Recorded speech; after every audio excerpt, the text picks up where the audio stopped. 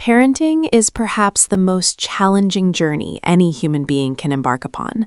We often look at our children and see a reflection of our hopes, dreams, and sometimes our own fears. We want them to be happy, healthy, and successful, but sometimes beneath the calm surface, something else is brewing. Hidden anxiety in children is a silent storm that often goes unnoticed by even the most attentive parents. You might see a child who is performing well in school, attending every social event, and smiling at the dinner table. Yet inside, they are struggling with a weight that is far too heavy for their small shoulders to carry. This is not about the obvious tantrums or the visible tears. It is about the quiet signals that are easily missed in the hustle and bustle of daily life.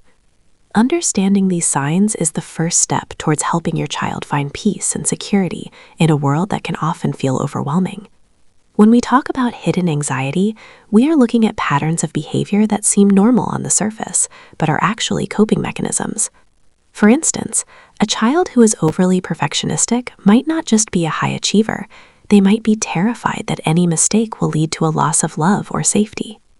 We must learn to look past the "I'm fine" and the "everything is okay" to see the subtle shifts in energy and focus. Every child expresses distress differently, and as parents, our job is to become experts in their unique silent language. It is important to remember that anxiety is not a sign of weakness in your child, nor is it a sign of failure in your parenting.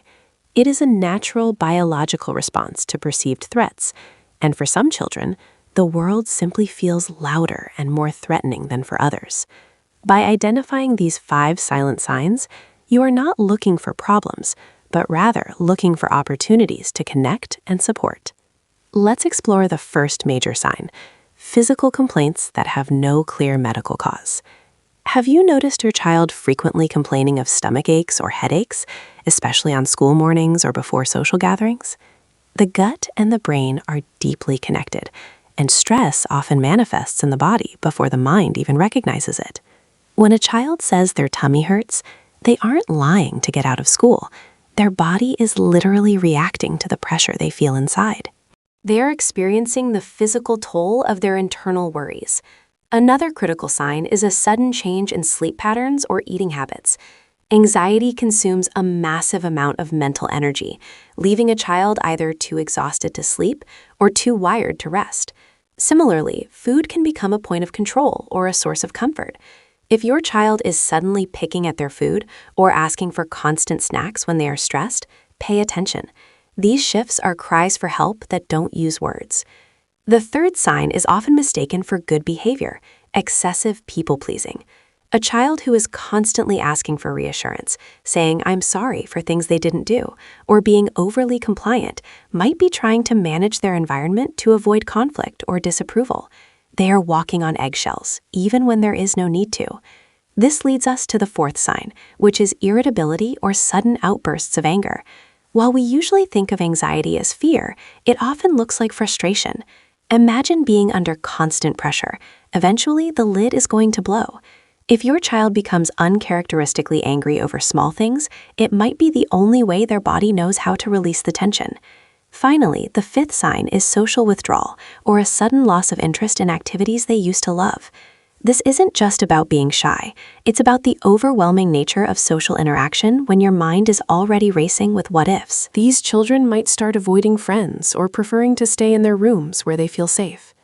It is heart-wrenching to see your child pull away, but it is often their way of protecting themselves from further emotional exhaustion. As we dive deeper into these signs, we must ask ourselves how we can create an environment where anxiety can be spoken about openly. It starts with validating their feelings. Instead of saying, "Don't be scared," try saying, "I see that you're feeling worried, and I'm right here with you." This small shift in language moves the child from isolation to connection. We are building a bridge between their internal world and our support system. The goal is not to eliminate anxiety entirely, as a certain amount of stress is a natural part of growth, but to give them the tools to navigate it without being paralyzed. We want to raise resilient individuals who can say, "I feel anxious, but I know I can handle this." This process takes time, patience, and a lot of grace for both the child and the parent. You might feel a sense of guilt when you realize your child has been struggling in silence, but guilt is not a productive emotion here. Instead, use that awareness as a fuel for change. You are learning more about your child's inner landscape today than you knew yesterday, and that is a victory. The path to healing is paved with small, consistent actions. It's about the quiet conversations before bed, the shared walks in the park, and the moments where you just listen without trying to fix everything immediately. Sometimes just being a steady, calm presence is the most powerful medicine you can offer. We also need to look at our own anxiety as parents. Children are like sponges. They soak up our energy. If we are constantly stressed and rushing, they will internalize that pace as the standard for living. By practicing self-care and showing them how we handle our own stress, we provide them with a living blueprint for mental health. It is okay for them to see us struggle, as long as they also see us recover. This transparency breaks the stigma of perfectionism. We are teaching them that being human is messy, and that is perfectly acceptable. As you move forward, keep a journal of the patterns you observe. Is the anxiety worse on Sundays? Does it flare up after a certain activity?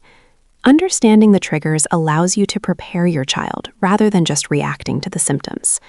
Every small step toward understanding is a step toward a brighter, more confident future for your child.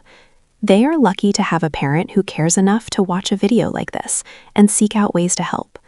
Your dedication is their greatest asset. It is crucial to remember that your presence is enough. You don't need to be a perfect psychologist or have all the answers. Sometimes the most important thing you can do is sit in the silence with them and let them know they aren't alone. Anxiety thrives in isolation, but it weakens in the light of shared connection. By educating yourself and staying observant, you are already doing the most vital work. Your child may not have the words to thank you yet, but they feel the safety you are creating. Stay patient, stay curious, and most importantly, stay compassionate toward yourself. The journey of parenting is a long one, and you are doing much better than you think. Every effort you make to understand their hidden world is a seed planted for their future mental well-being. These seeds will grow into strength, resilience, and a profound sense of self-worth. Believe in them, and believe in yourself. The road might be bumpy, but you are moving in the right direction. As we come to the end of this discussion, I want you to take a deep breath and let go of any tension you are holding in your shoulders. Navigating the complexities of your child's mental health is one of the hardest jobs in the world, and there's no perfect manual for it. You are doing your best with the knowledge you have, and that is enough. You are not a bad parent. You are a conscious and caring parent who is learning to support your child in a deeper way. Your love is the strongest foundation they have, and with your help, they will learn to navigate their fears and find their inner strength.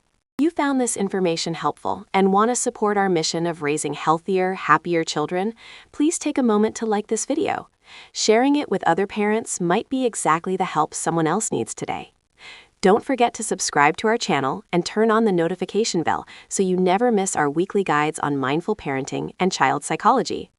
We are in this journey together, and your voice matters. Let us know in the comments if you've noticed any of these signs or have your own tips to share. Thank you for watching, and remember, you are doing a great job.